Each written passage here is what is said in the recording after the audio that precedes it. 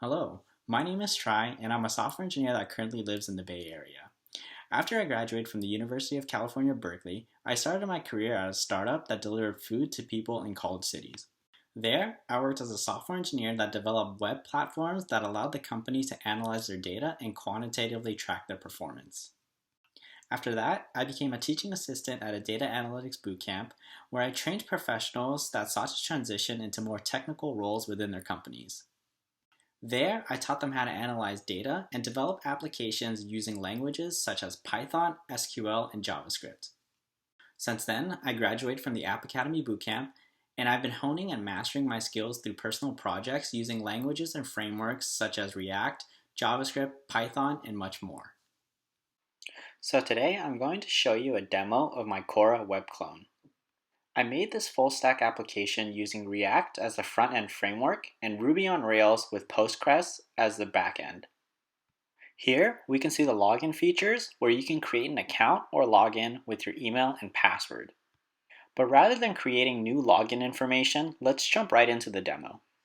And this is what the homepage looks like when you log in. Here, we can see posted answers from various users. You can also post a question. Here, a pop-up shows up and prompts you to ask a question. Let's ask something like, how can I be a software engineer? When we click Ask Question, we're immediately taken to the question page. Here is where you would be able to see answers and comments from other users once they've answered this question. Let's go back to the home page and look at a populated questions page. Here, we can answer a question. Notice where it says 6 answers. Let's write something like, I thought the trailer was amazing. After writing this and submitting it, you'll see that the 6 turns into a 7.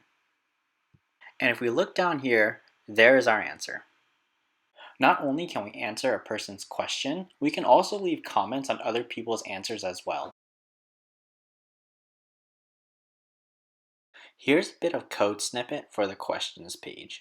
This was perhaps the most challenging part of the project for me, simply because of the amount of data that was needed to be rendered. Rather than trying to have all the information rendered at once, I broke the components down to questions, answers, and comments. This allowed for individual API calls to occur when each component is rendered, so that it doesn't crash the entire system if information is needed but the component has yet to retrieve the data. And that's a short demo run of my Korra project. Thanks for viewing, and if you want to play around with it, you can visit it using this URL.